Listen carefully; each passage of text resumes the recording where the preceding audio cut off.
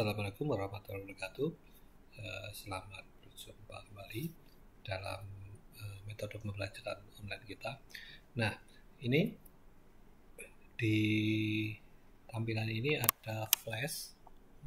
Ya, nanti filenya akan saya upload. Teman-teman bisa download dan bisa membukanya di komputer masing-masing untuk memudahkan teman-teman untuk belajar dan memahami berbagai macam siklus cycle. Ini salah satunya miliknya Rankit. Nah, ini Rankit cycle yang biasanya kalau kita di lapangan juga menyebutnya sebagai steam power cycle. Nah, kenapa disebut steam power cycle? Karena di sini yang menjadi fluida kerja adalah steam, lebih tepatnya juga air yang berubah fase dari kondisi liquid sampai kondisi uap dan kembali lagi ke liquid. Nah, ini jadi 4 komponen utama dari sebuah steam power plant itu ada 4 ini, ada pompa, boiler, steam turbine, sama kondenser. Nah, ini 4 komponen utama ini akan kita bisa plot juga di sini. Pada saat kita mau belajar termodinamikanya, kita akan bisa belajar dari diagram TS diagram di sini. Dari TS diagram kita bisa perhatikan bahwa akan ada 2 area ini mewakili tekanan, ada tekanan tinggi dan ini tekanan rendah. Area tekanan tinggi dan area tekanan rendah. Nah, di mana area tekanan tinggi? Nah, ini kalau kita bisa lihat, ini area tekanan tinggi terjadi pada saat di titik ini. Nah, titik ini. Ini kalau di diagram sebelah ini akan terjadi di sesudahnya pompa.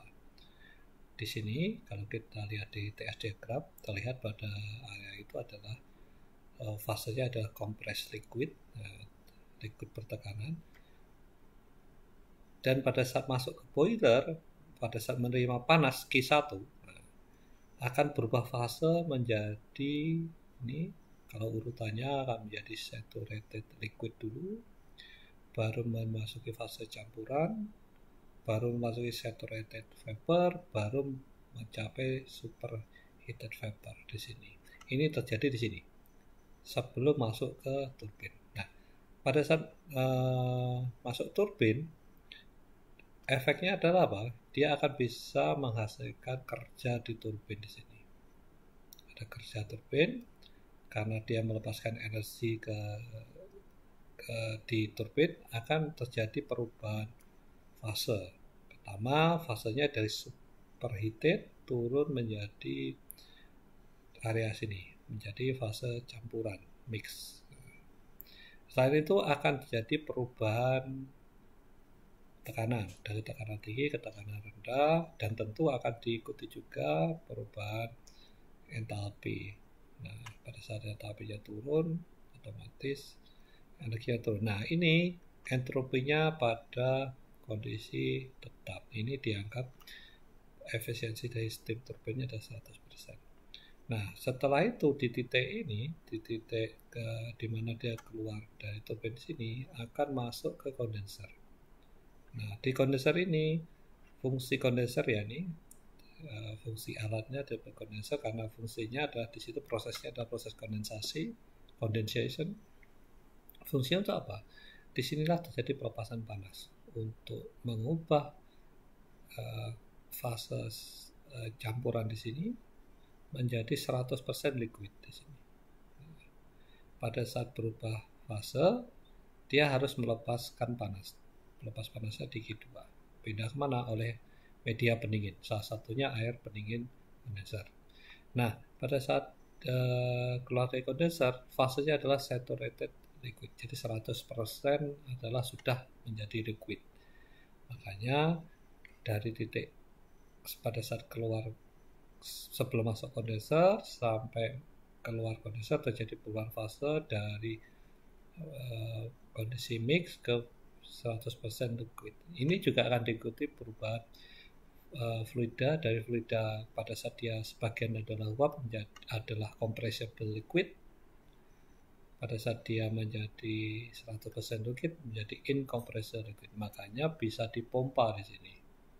Jadi pada saat 100% liquid, maka pompa ini akan bisa memompa dan memindahkan liquid ke titik berikutnya sebelum masuk ke boiler. Nah, di pompa ini akan terjadi kenaikan tekanan, maksudnya tekanan boiler. Nah, berikutnya akan dipanaskan lagi oleh boiler. Nah, pada saat di sini, sebelum pompa, sesudah pompa di sini, akhirnya dia naik, akhirnya menjadi kompres liquid. Nah, seperti ini. Yang hal yang terpenting lagi berikutnya adalah bagaimana performansi dari siklus ini. Nah, ditunjukkan oleh nilai efisiensi. Efisiensi dinilai dari kerja dibagi energi panas yang diberikan. Nah, di sini kerja melibatkan ada dua macam. Pertama itu kerja turbin sini, di mana turbin akan menghasilkan gerakan dan digunakan untuk menggerakkan electric generator. Di sini akan menghasilkan listrik, makanya bisa kita nikmati di sini. Namun di sisi lain kita juga akan tetap membutuhkan kerja pompa. Di sini kita malah membutuhkan kerja. Jadi ada butuh energi yang perlu kita masukkan untuk menggerakkan pompa di sini. Makanya kerja posisi adalah kerjanya turbin dikurangi kerjanya pompa. Dibagi oleh panas yang dibutuhkan, yaitu Q1. Nah, ini penjelasan singkatnya. Teman-teman akan bisa belajar mandiri lebih detail kondisi-kondisi siklus ini. Ini salah satunya ada actual cycle. Ini actual cycle ini menjelaskan bagaimana ini bahwa sebenarnya pada kondisi aktualnya kerja dari turbin itu tidak terjadi perubahan entropi. Nah, di sini entropinya naik, tidak konstan. Ini akan menurun. Makanya di sini akan ada efisiensi dari steam turbin. Nah, berikutnya teman-teman bisa ngecek juga di main menu. Nih, menu teman-teman bisa melihat ada siklus Carnot, Rankine, Brayton, sama Combine. Nah, kita sudah belajar di siklus Rankine dan sudah belajar siklus Brayton. Nah, kombinasi dari dua siklus ini kita akan bisa pelajari di Combine Cycle. Karena Combine Cycle inilah gabungan antara siklus Brayton dan siklus Rankine. Saya rasa ini sangat membantu kita dalam belajar dan teman-teman silakan download dan hanya simpan di laptop dan silakan dioperasikan, dilihat, akan bicara tentang detail bagaimana tiap siklus ini bekerja, ilustrasinya seperti apa. Nah, ini salah satunya saya tunjukkan yang ilustrasi yang paling ini seperti ini, sangat membantu. Oke, silakan.